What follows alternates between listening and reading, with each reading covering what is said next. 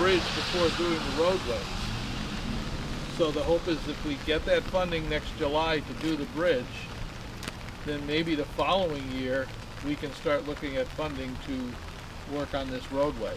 And doing this roadways in phases. In other words, phase one would be from College Highway to the East Street Bridge or just past the East Street Bridge so that we can develop the sidewalk and stuff there. So would it go back to the design phase that had already been done back in whatever year? Pretty much. So that was a 2.6 mile project, the one that you already started and had your 25% design. That is my Yes. understanding, yeah. So the issue still is going to be taking the preliminary designs, there'll be some tweaking. It's just like the bridge, there's going to be tweaking on the bridge too. We have a number, and it's not a large number of people, but we have a number of people out towards the other end of East Street concerned about having to take care of a sidewalk. But the reality of it is, the bridge is going to have a sidewalk. It has to have a sidewalk. This section is going to have a sidewalk. The discussion is to have one sidewalk instead of two, but that's the discussion. As for the sidewalk all the way down at the other end, being quite blunt and being a politician in town, we need to look at what everybody in town needs and address it that way, and try to modify things down the other end of the street as best we can. But it very well is going to end up with some type of a sidewalk down there. All the way to mine. Yeah, I mean, he's the engineer, he could tell you better, but we have certain requirements that the state requires us to have. And pedestrian traffic is increasing in the whole state. It's to get everyone off of Route 10. This is one of our major roads in town that goes and serves Easthampton and Holyoke and Westfield. It too is going to have to be serviceable for pedestrian traffic as well. So you're saying there will be tweaks to that? There's always going to be tweaks. Okay. Every time like you speed bumps in the center of town? That'd be real nice. Slow them down a little bit. I will tell you, I find this personally kind of an interesting catch-22. I'm commended that the highway department did a great job on one road resurfacing it, and then I get corrected at another street that was nice and smooth that was done because we want speed bumps to slow them down. So I'm in a life here that you can't win no matter which way you go. Just driving through Florence and some roads where I didn't realize there were speed tables. Hello. Yeah. Well, but it was yeah, sort of in a nice residential neighborhood where you wouldn't want people flying through. So cuts both ways. The priority right now is to move forward with the bridge, get the engineering design stuff moving, and to move forward with East Street to get the designing done and getting it on the tip so we can move that forward with funding in a few years. Charlie, DCR years ago, right before the hearing that was at the Norris School, said the definition of a sidewalk that the state requires could be a cinder sidewalk, or it could be something across the street where the trees aren't clear cut right at let's say, the interface with the street. Is that still under the umbrella of our definition of sidewalk? I didn't hear everything you said when DCR said something. DCR said that the state requires a sidewalk, but it could be a cinder sidewalk, or it could be something similar to across the street, and not necessarily the standard 4-foot cement. It needs to be a fully ADA accessible sidewalk. Okay. The surface, there are options for the surface, but it needs to be a full ADA compliant sidewalk. And that's what to qualify for funding. Yes. Is that correct? Yes. Yeah, it all comes down to funding because the And is that reality a width requirement also? There's a width requirement because of traversing. Along the roadway, could be offset from the roadway. Doesn't have to be at the curb line. Could be offset. Similar to across the street. Similar to what's there. That was something that we were looking at least through the center, this part of town, and then where we weren't looking at significant tree removal beyond the bridge, it could be set at the curb line. But there are some options there. It's also needs to be within the town's right of way ownership of East Street. So if the roadway is narrow, then you might need to take property to set it off the curb line. So those are things that we will consider as part of that. But to get federal and state funds, it needs to be a fully compliant ADA sidewalk.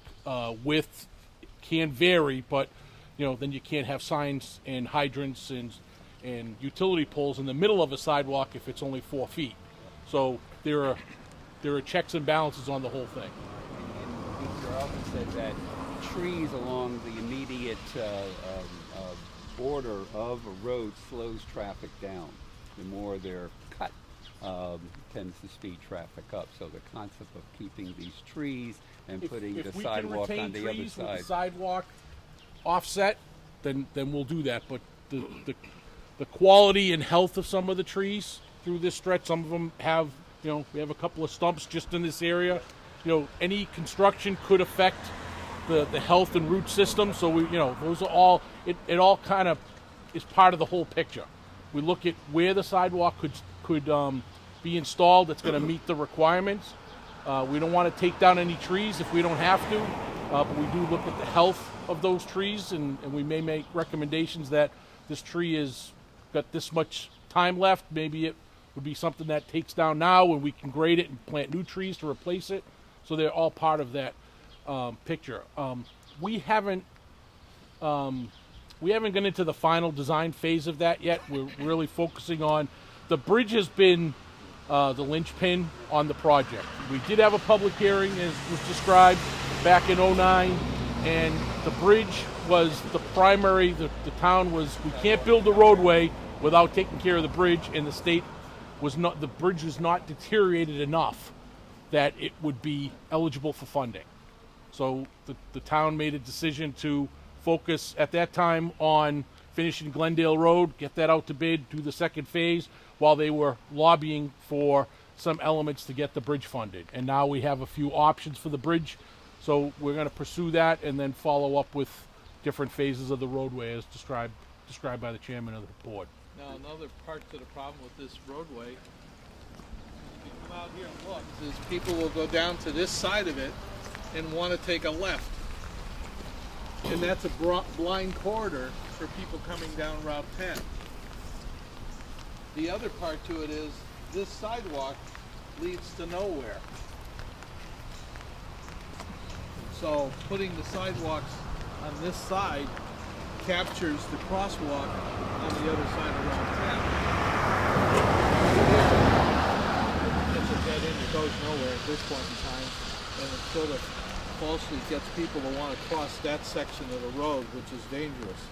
So this whole area is going to need to be reevaluated and possibly refigured a little bit to address that. The town does not now participate in the Complete Streets program. Wondering how that would affect grant funding. If we asked this question the other night, and the answer was yes, it would be helpful, but to what extent should that be a priority? The issue that you have is you got an incredibly narrow layout right here, and Complete Streets requires 4-foot shoulders for bike lanes.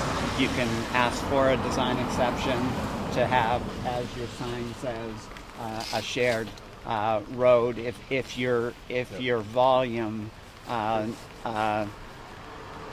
warrants it. If you have too many cars traveling on this road, then you can't avoid the 4-foot shoulder, and the 4-foot shoulder is definitely going to change the nature of this road. How about use of funds though? You're eligible, I think, $50,000 and then up to $400,000 for construction. For, you're talking about Complete Streets? Yes. Yeah. Would any of those funds? Right. So what you're looking for is something in the neighborhood of $5 million to rebuild this road. And so whether or not you incorporate the 4-foot shoulders and the extent of the sidewalk work is gonna determine what, how far north of $5 million that number goes. I would like to now take everybody and go to where the railroad dumps off into East Street so you can get a good reasonable understanding. And it might be that we can take and work on putting the bridge more south and keep this at least one lane open so that we still have, because one of the biggest problems here is police coverage is from the west fire coverage is from the west, we lose this bridge, we have a delay in response to get to this end of town. Right. And this isn't a small end of town. There's a lot of population on this side of town. So that's still being worked on. That's part of that planning that keeps changing until we can get it figured out. That's moving forward. But if you throw that bike path greenway into this mix and increase the flows even more, I mean, you can see right now how much traffic is going through here, and it's a Friday at 11 o'clock in the morning, which isn't like people are going to work. Charlie, did you mention the ball fields up around the corner? Yeah, on the other side, if you go up Strong Road, about, let's say quarter mile or so, Southampton just constructed a league official size baseball field and soccer fields with a 100-car parking lot. And that's being utilized now. That just started about 2 years ago. And that's drawing more people out there also. And so you've increased your traffic flows in that area. Plus, if you start just taking Google Earth and looking at all the subdivisions that are going in here, there's a lot more homes and a lot more people moving into these areas. So we have a bottleneck here, and we have a potential with the greenway going forward, plus the increase in population in town, that this needs to be addressed sooner. And my personal hope is that if we do this as phase one goes as far as the other side of Strong Road.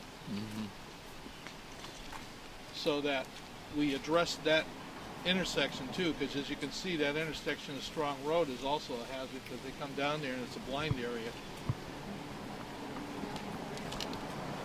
We don't get the grant.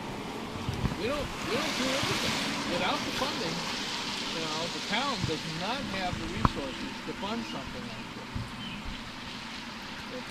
You can shape it any way you want, but we just don't have that kind of money. Because you're looking at what? It's at about $1.7 million on that side. So $1.7 million on that side, $1.3 million here, and another $1.2 million. No, on the other side, that's from here out is like four. I think it's 4 total. $4 million? Yeah. The town doesn't bring in that kind of money. The bridge isn't structurally deficient, it's only functionally obsolete, so that's what's been, again, the kind of hold up with MassDOT. MassDOT has committed that they would replace the railings, but it's sidewalk, so replacing the railings at $200,000 to $400,000 is, gets the bridge passable, but, doesn't give us a 75-year structure. So, they recommend it, and if we can get the mass works, then the 3 phases, 1, 2, and 3 is what the overall plan is. If we don't get the mass works, then the town, may elect to do another option and just fix the railings. But with the state picking up the railings, but I wouldn't recommend that. How is it structurally fine? It's not structurally deficient. It's just functionally obsolete. The width and the shoulders and cross section is the issue. Structurally, it's still I think it's a 5. Here's where Southampton's going. Okay, you see brand new facilities for basically the public to enjoy.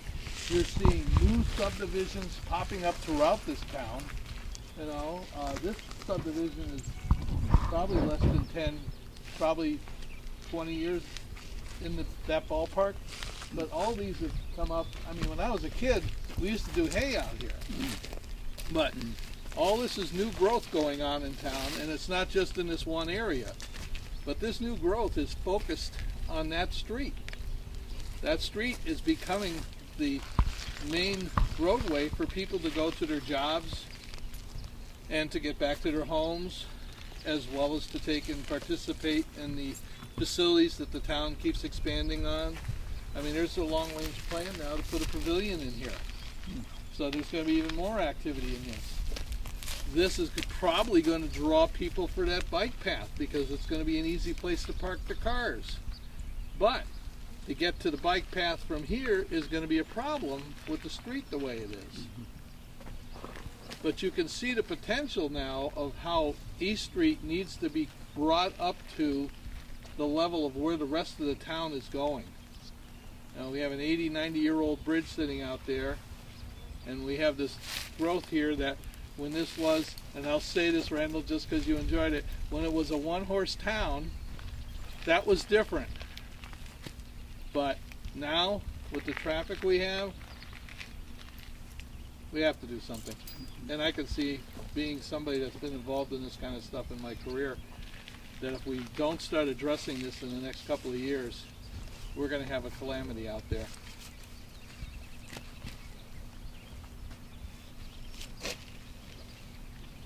Any thoughts? Does look like an interesting contrast, huh? All this is built up and cleaned, and you know, they got basically a certified leak field and everything else. Yet when you get down on East Street and you start looking at it, and it's all overgrown, it's an old road, and that, it doesn't look like it's part of this town as the town's growing.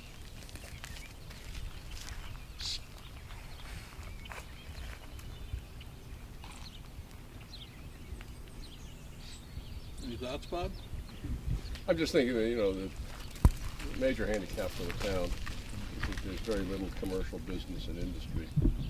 And so funds for any purpose come right out of the residential taxpayer. And that's a major limitation. So, Charlie, just in terms of the tip, we work with every single city and town in Hampshire and Hampden County. We see this project in every single municipality. You're not unique, and the way to get the project moving is to get to 100% design. And we're going to be moving towards that. That is our intent. When you're at 100% design, then there's opportunities. We saw in the last 2 years, we saw projects in Goshen that didn't have really any merit on our TEC priority score, that were at the very bottom of our list, but they were 100% design, PS&E, and we were able to secure funds to get those projects done. Things happen when you get to 100% design, to get your PS&E done, things happen. When you're 25, everyone's 25. Everyone is 25% design. And right now, your project is the 34th of 65 projects that are at 25% design. You're right in the middle of the pack. You're just another project that really might happen or might not happen. Well, the select board has basically directed to move this forward. Yes, we have heard that message. Okay?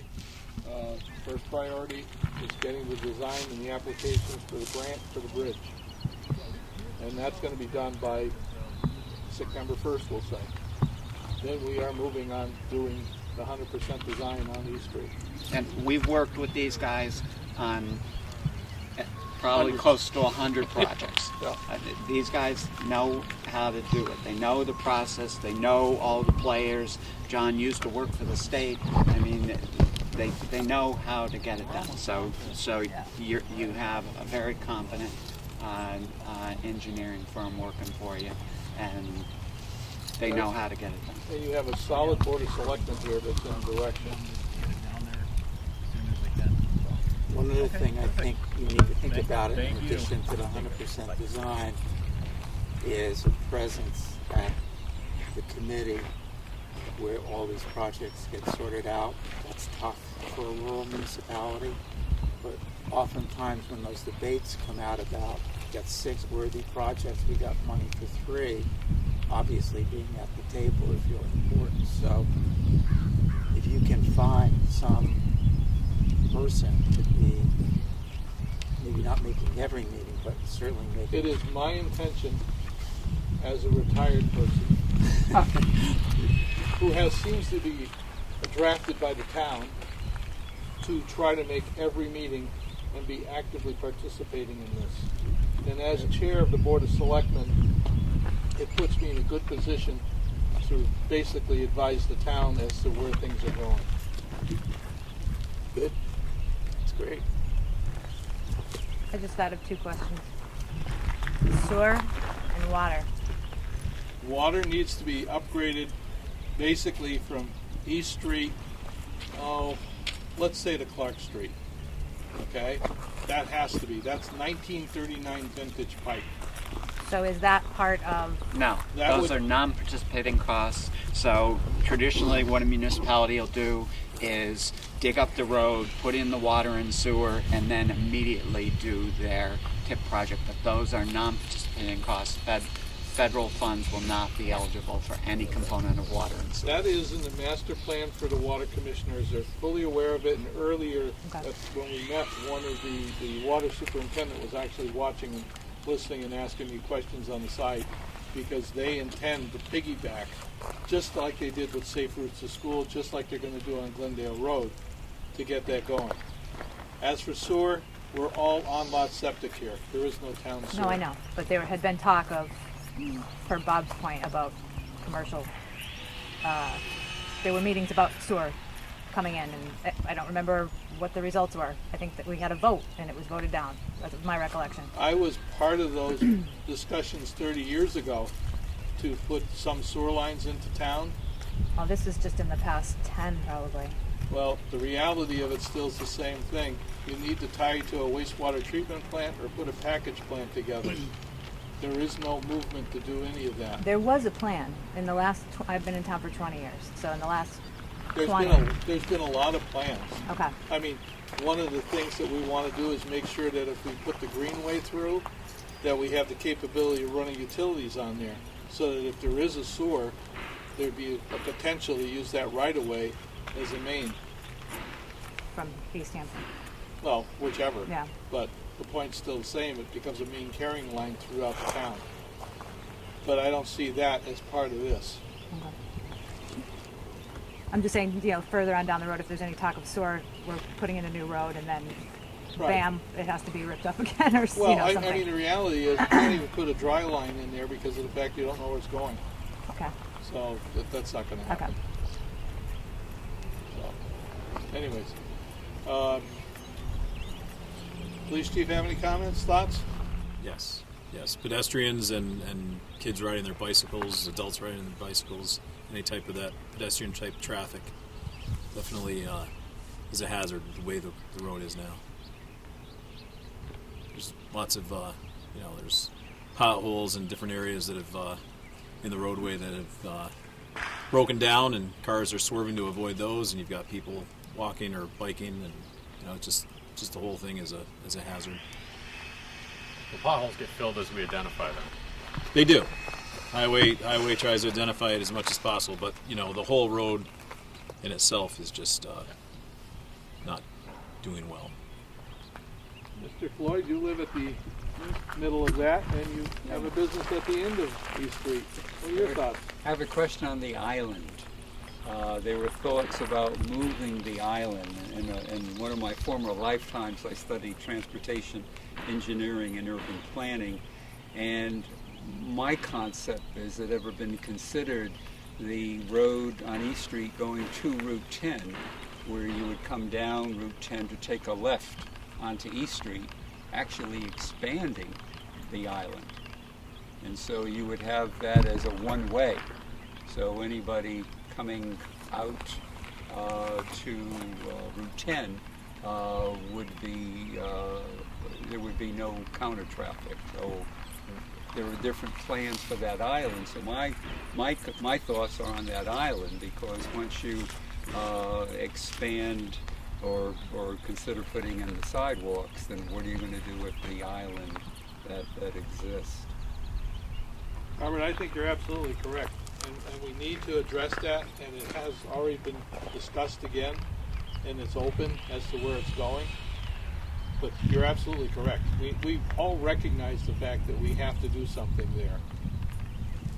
And old thoughts of Clark Street to Route 10 were to divert trucks to go around the historic part of the town, and that being a possibility for transportation, then would there be grants obtainable to beautify that section of East Street and the old historic part of Southampton.